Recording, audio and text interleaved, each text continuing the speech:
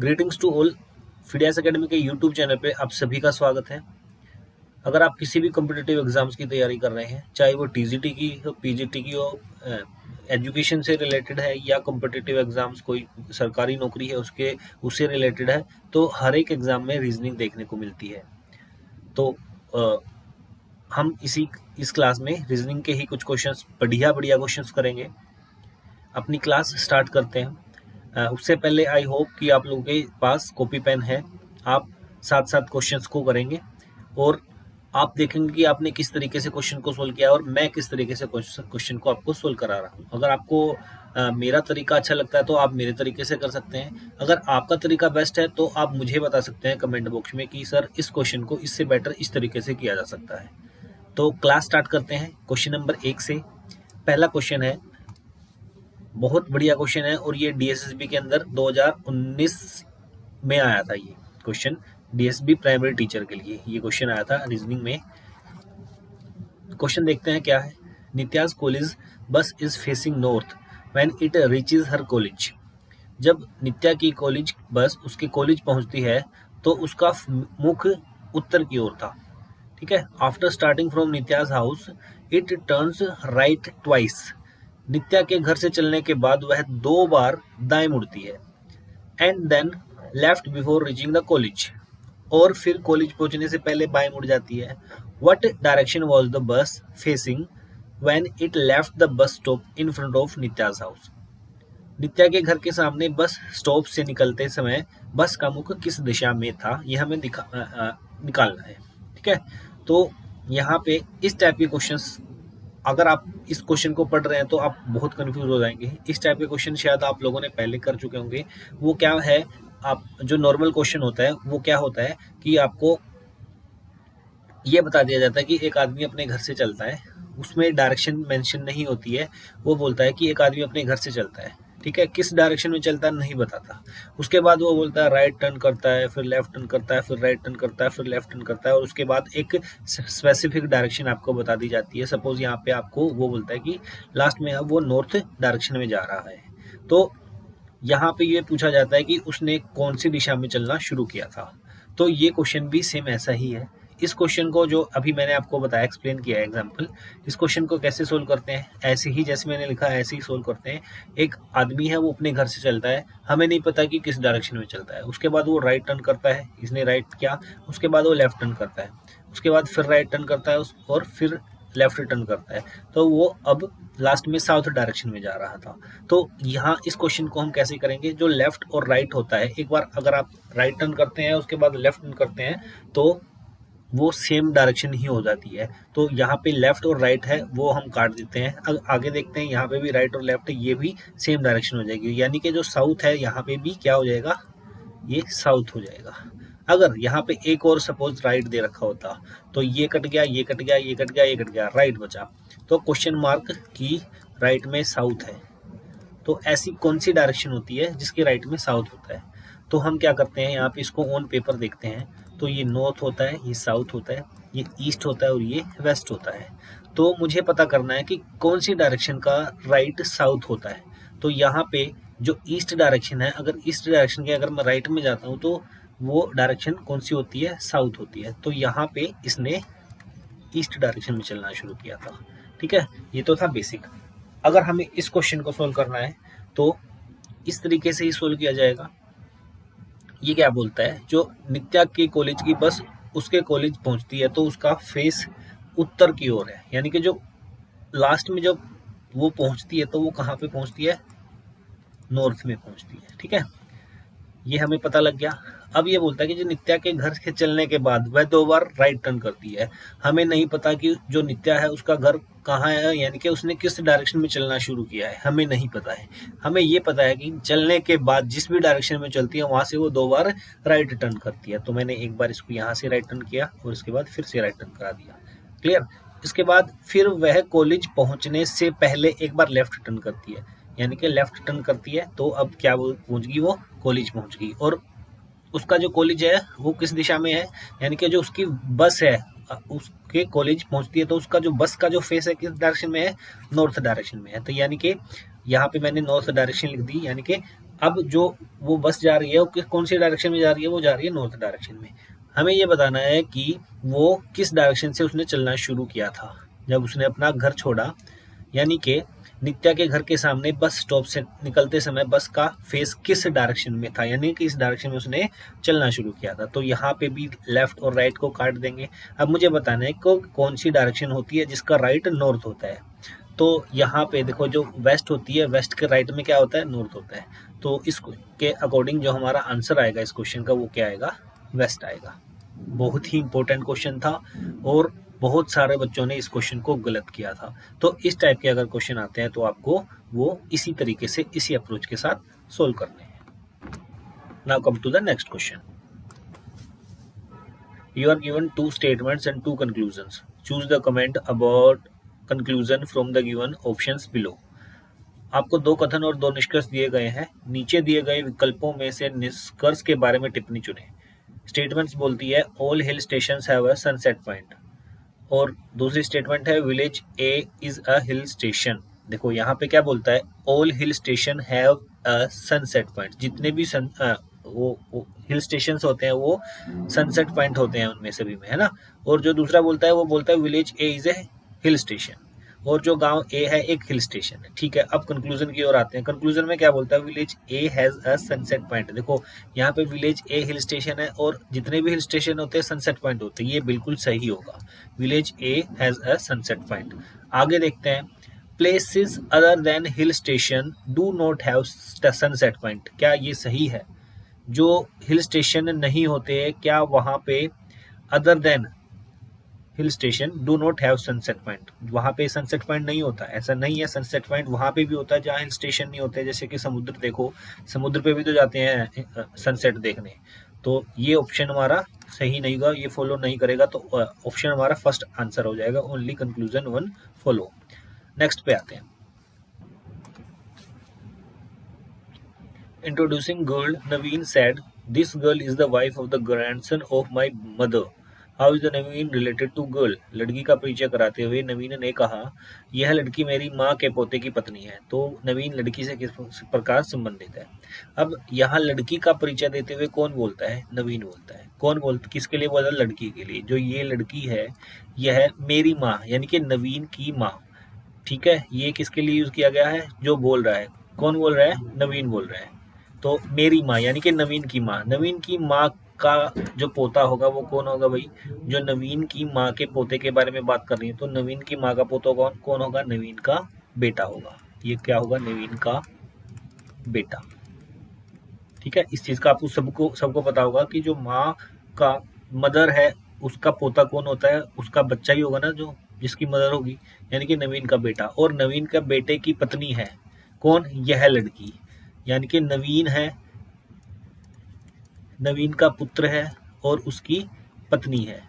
तो इसमें क्या पूछा गया है? इसे पूछा गया है नवीन लड़की से किस प्रकार संबंधित है। जो नवीन है वो लड़की से किस प्रकार संबंधित है, यानी कि नवीन लड़की का क्या लगता है? तो ये इसका पुत्र हो जाएगा, पुत्र की पत्नी हो जाएगी, ये तो पुत्रवधू हो जाएगी, और ये इसका क्या हो जाएगा? ससुर हो जाएगा। तो पहला ऑप्शन इस क्वेश्चन का सही आंसर हो जाएगा। इस क्वेश्चन में बोलता है 4 students are sitting on a bench. एक बेंच है, उस पर 4 स्टूडेंट बैठे हुए हैं। 1 2 3 और 1 ये 4 हो जाएगा। ठीक है, तो Swati is to the left of Ritu. जो स्वाति है वो रितु के लेफ्ट में बैठी है। जो स्वाति है वो रितु के लेफ्ट में बैठी है। मैं कहाँ बैठा हूँ? कहीं पे भी बैठा सकते हैं इनमें। देखो, Swati is to the left of Ritu. Ritu यानी कि REETHU के लेफ्ट में कौन बैठी है? यहाँ पे बैठी है स्वाति। ठीक है, इनके बीच में कोई और भी हो सकता है भाई, बट ये इसके लेफ्ट में है। इमीडिएट लेफ्ट नहीं लिखा हुआ इसमें, ये इसके लेफ्ट में है और इनके बीच में कोई और भी हो सकता है। ठीक है, इस चीज का भी हमें ध्यान रखना है। अब क्या बोलता है, Monica is to the right of Ritu. जो मोनिका है वो रितु के राइट में बैठी है। जो मोनिका है वो रितु है। रितु यहाँ पे इसका राइट कहाँ होगा? सिर्फ वो यहाँ पे कौन बैठी है?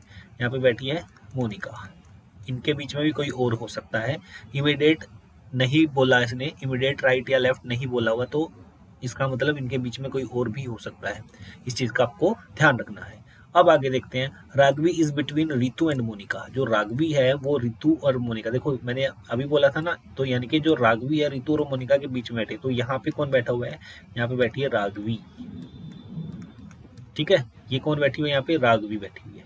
अब 1 2 3 और एक ये 4 नंबर पे है। तो ये पूछ रहा है कि who would be the second from left, यानी कि लेफ्ट से सेकंड कौन सा। देखो यहाँ पे ये वाली चीज लेफ्ट होती है, ये वाली चीज राइट होती है, तो लेफ्ट से हमें सेकंड बताना है। पहले नंबर पे ये है, दूसरे नंबर पे कौन है, रितु है। तो इस क्वेश्चन का आंसर क्या आ जाएगा, रितु, यानी कि ऑप्शन डी। नेक्स्ट क्वेश्चन में बोलता है select the option that is related to the third number in the same way as the second number is related to the first number. उस विकल्प का चयन करें जो तीसरी संख्या से उसी प्रकार संबंधित है जैसे दूसरी संख्या पहली संख्या से संबंधित है। तो यहाँ पे देखो 12 है, यहाँ पे बेहतर है। एक तो हम डायरेक्ट देख सकते हैं 12 की 6 से गुना करते हैं तो 12 6 बेहतर होता है, तो ऐसे ही हम 16 की 6 से गुना करेंगे तो 16 6 96 होता है। बट यहाँ पे कहीं पे भी ऑप्शन में हमें गिवन या मेंशन ये वाली चीज नहीं है, तो इसका कोई और तरीका भी हो सकता है। और तरीका क्या है, यहाँ पे 12 है, यहाँ पे बेहतर है, तो अगर मैं 12 का स्क्वायर करता हूँ यानी कि 144 होता है 12 का स्क्वायर, आप सभी को पता है। आई होप आप लोगों को जो स्क्वायर्स और क्यूब्स हैं वो याद भी होंगे। तो 144 का अगर मैं हाफ कर देता हूँ यानी कि बटे 2 करता हूँ तो क्या आएगा, 2 सतह 14 होता है और 2 दूनी 4 होता है, यानी कि 72 आएगा। तो यहाँ से 72 आ गया। अब मुझे यहाँ से भी यही चीज करनी पड़ेगी। तो 16 है, 16 का स्क्वायर क्या होता है, 256 होता है। अगर मैं इसको करता हूँ तो ये 2 एकम 2 आएगा, ये 2 दूनी 4 और ये 2 अठे 16, यानी कि 128 आना चाहिए, जो कि ऑप्शन डी में दिया हुआ है। तो इस क्वेश्चन का आंसर क्या आएगा, 128। Next question, find the missing number for the following. निम्नलिखित के लिए लुप्त संख्या ज्ञात कीजिए। यहाँ पे साफ साफ दिख रहा है कि इस क्वेश्चन को हम कॉलम के हिसाब से सोल्व करेंगे। यहाँ 9 7 12 दिया हुआ है और इसके बाद क्या निकल के आता है, 274 आता है। तो ये कैसे आ सकता है, या तो इनकी आपस में गुना करी होगी तीनों की तो आ सकता है। ठीक है, एक बार चेक कर लेते हैं। मैं गुना करी हो तो की, तो वेरीफाई करने के लिए हम क्या करेंगे, इसके जो यूनिट डिजिट्स हैं वो गुना करके देख लेते हैं। इनका जो यूनिट डिजिट हो गया यहाँ पे 6 आएगा और इसका यूनिट डिजिट 6 की 2 से करेंगे तो 6 दूनी 12 यानी कि 2 आना चाहिए। बट यहाँ पे क्या दिया हुआ है, यहाँ पे दिया हुआ है 4, तो ये तो इनकी आपस में तो गुना होगी नहीं, उसके अकॉर्डिंग तो आंसर नहीं आएगा। हम ये देख लेते हैं कि इनका कोई स्क्वायर का ऐड करके तो आंसर नहीं आ रहा है। अब जैसे 9 है, 9 का स्क्वायर क्या होता है, 81 होता है। 7 का 49 होता है और 12 का क्या होता है, 144 होता है। अगर भाई एक बार इनको ट्राई करके देख लेते हैं। ये 9 और 1 10, 10 और 4 14 हो जाएगा। यहाँ पे 1 कैरी करेंगे, 8 और 1 9, 9 और 4 13, 13 और 4 17, बिल्कुल 7 आ सकता है। यहाँ पे भी 7 और 1 और 1 2, यानी कि 274 आ जाएगा। एक बार इसको और वेरीफाई करके देख लेते हैं भाई, ठीक है ना। तो क्लियर हो जाएगा कि अगर ये 500 आ रहा है तो इनका स्क्वायर, तो यहाँ पे भी वही चीज़ अप्लाई होगी। तो 10 का स्क्वायर क्या होता है, 100 होता है। 16 का 256 होता है और 12 का 144 होता है। तो ये 6 और 4 10 हो जाएगा, 4 5 और 1 10 हो जाएगा, 2 और 1 3 और 1 4 और 1 5 500 आ जाएगा। यहाँ पे भी 500 दिया था, यानी कि इनका सभी संख्याओं का स्क्वायर करके इनको ऐड किया गया है। तो यहाँ पे 14 का स्क्वायर क्या हो जाएगा, 14 का स्क्वायर हो जाएगा 196, 15 का क्या हो जाएगा 225। यहाँ पे मैं किस संख्या का स्क्वायर करूँ कि ये 1321 हो जाए, ठीक है, यही होना चाहिए। तो यहाँ पे इनको क्या करेंगे, सबको ऐड करते हैं, तो हमारा आंसर क्या है, ये आ रहा है। तो मैं इसको ऐसे भी लिख सकता हूँ, 196 जमा 225 जमा एक संख्या है उसका स्क्वायर करेंगे और वो तब आएगा 1321 के बाद बराबर, ठीक है। तो यहाँ से मैं एक्स स्क्वायर निकाल दूँ और इनको माइनस कर देता हूँ, 1321 माइनस इनको सबको जोड़ करके ये 6 और 5 11 आ जाएगा। ये 9 और 2 11 और 1 11 का 1 कैरी किया था ना, तो 9 और 2 11 और 1 12 आ जाएगा। यहाँ पे फिर से 1 या 2 और 1 3 है, तो यहाँ पे क्या आ जाएगा 421 आ जाएगा। अब इनको सिंप्लीफाई करते हैं, ये 0 आएगा, ये 0 आएगा, ये क्या आएगा 9 आएगा। तो यहाँ से x की वैल्यू हमारी क्या आ जाएगी, यहाँ से x की वैल्यू हमारी आ जाएगी 30।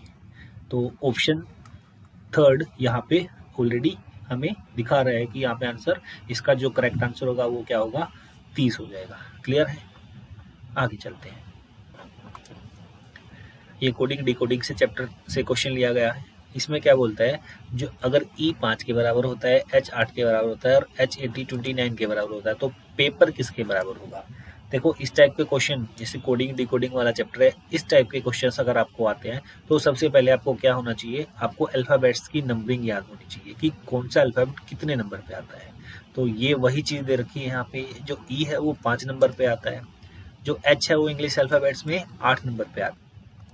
ऐसे ही HAT को देखते हैं। जो H है वो 8 पे आएगा, यहाँ पे A 1 पे आएगा और जो T है वो 20 पे आएगा। अगर मैं इनको सबको ऐड कर देता हूँ किसके बराबर आएगा, 29 के बराबर आएगा।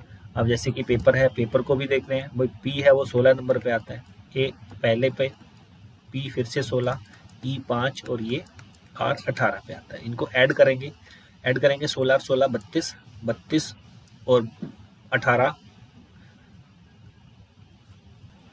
50, 50 और 6 56, यानी कि 56, जो कि ऑप्शन 4 में दिया हुआ है।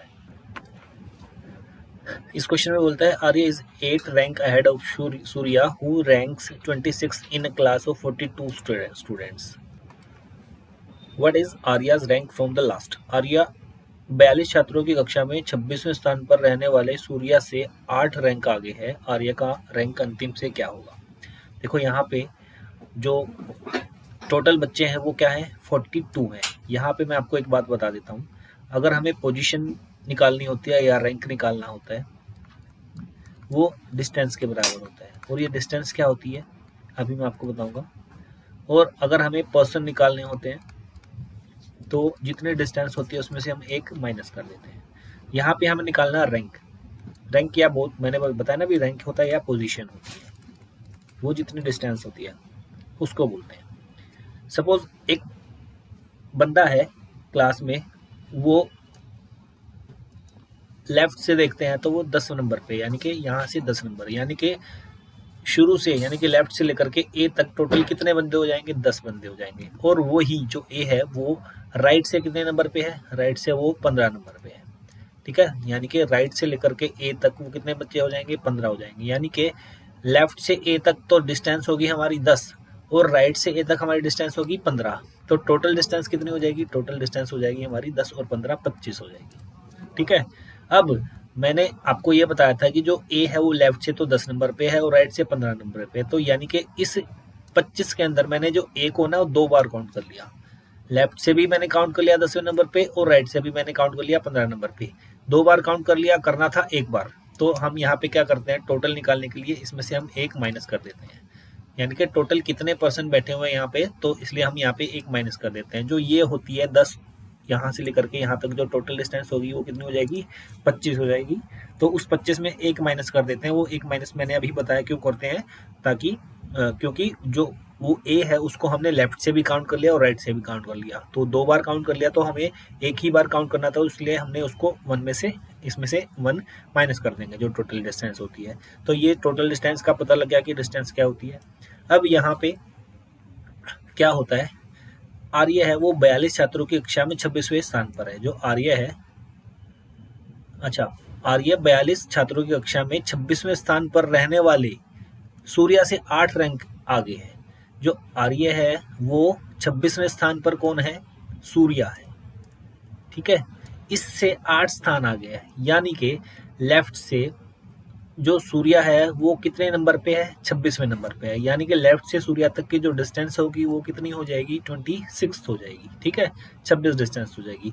और जो आर्य है वो 26, यानी कि सूर्या से 8 रैंक पहले है, यानी कि यहाँ से लेकर के यहाँ तक की जो डिस्टेंस होगी वो क्या हो जाएगी, 8 हो जाएगी। अब ये टोटल 26 थी, ये 8 हो जाएगी, तो आगे वाली कितनी रहेगी, 18 रहेगी। ठीक है, अब इसने पूछा है कि आर्य का रैंक अंतिम से क्या होगा। आर्य जो है वो अंतिम से कितने नंबर पे होगा। अब टोटल बच्चे कितने दे रखे हैं, 42। अगर टोटल बच्चे 42 दे रखे हैं तो मुझे टोटल डिस्टेंस निकालनी है, तो मैं क्या करूंगा, देखो यहाँ पे क्या है, पर्सन 42 दे रखे हैं, डिस्टेंस मुझे निकालनी है, यहाँ पे -1 के बराबर होता है, मैंने अभी बताया। तो यहाँ से डिस्टेंस क्या आ जाएगी, 43 आ जाएगी, यानी कि जो टोटल लेफ्ट से लेकर के आखिरी तक जो डिस्टेंस होगी वो क्या होगी, 43 होगी। ठीक है, अब यहाँ 18 और 8 26 तो हो चुके हैं। यहाँ पे मुझे क्या लिखना पड़ेगा, 43 बनाने के लिए, 43 बनाने के लिए इसमें से मैं 26 माइनस कर देता हूँ। ये 3 है, यहाँ 6 है, 13 में से 6 का 7 आएगा, और ये 3 2 यहाँ 17 आएगा, यानी कि यहाँ मुझे 17 लिखना पड़ेगा, तभी तो टोटल डिस्टेंस हमारी 43 होगी ना। 18 और 8 और 17, हमें क्या बताना है, हमें बताना आर्य का रैंक अंतिम से क्या, लास्ट से। आर्य कहाँ है, आर्य है यहाँ पे, तो लास्ट से शुरू करते हैं आर्य से सूर्या तक डिस्टेंस कितनी है, 17 है, और इसके बाद कितनी और है, आर्य तक 8, यानी कि 17 और 8 क्या हो जाएगा, 25, जो कि हमारा आंसर हो जाएगा। ठीक है, तो इस क्वेश्चन को ऐसे सोल्व करेंगे, काफ़ी अच्छा तरीका है क्वेश्चन को सोल्व करने का। जिस बच्चे को ये समझ में नहीं आया तो हम चैप्टर वाइज रीजनिंग की एक सीरीज स्टार्ट करेंगे, उसमें ये जो कॉन्सेप्ट है ये इसको डिटेल में बताया जाएगा। काफ़ी अच्छा कॉन्सेप्ट है, आपको ये समझना चाहिए। और इस अगर आपको ये वाला कॉन्सेप्ट समझ में आ जाता है, ये वाली 2 चीज़ें समझ में आ जाती है, तो ये पूरा चैप्टर आपको बहुत ईजी लगने लगेगा। ठीक है, नेक्स्ट क्वेश्चन पे आते हैं। अभी लास्ट क्वेश्चन देखते हैं। इसमें क्या है, इसमें हमें ओड वन बताना है कि 4 ऑप्शंस जो रखे हैं इसमें से ओड कौन सा है। एक तो अरोमा, फ्रेग्रेंस, स्मेल और फील। तो साफ साफ आपको पता लग रहा होगा कि इसमें जो फील है वो हम सिर्फ अरोमा, फ्रेग्रेंस है, स्मेल है, तो इसको हम नोज जो होते हैं उससे हम पता लग जाता है, पर जो फील है उसको नोज से पता नहीं लगा सकते। तो ये आंसर हो जाएगा ऑप्शन डी, इसका सही आंसर होगा। ठीक है, आज की क्लास में इतना ही, बाकी नेक्स्ट क्लास में करेंगे। तब तक के लिए जय हिंद, जय भारत। पढ़ते रहिए, मुस्कुराते रहिए। अगर क्लास अच्छी लगी तो आप क्लास को लाइक कीजिए, चैनल सब्सक्राइब कीजिए। Thank you.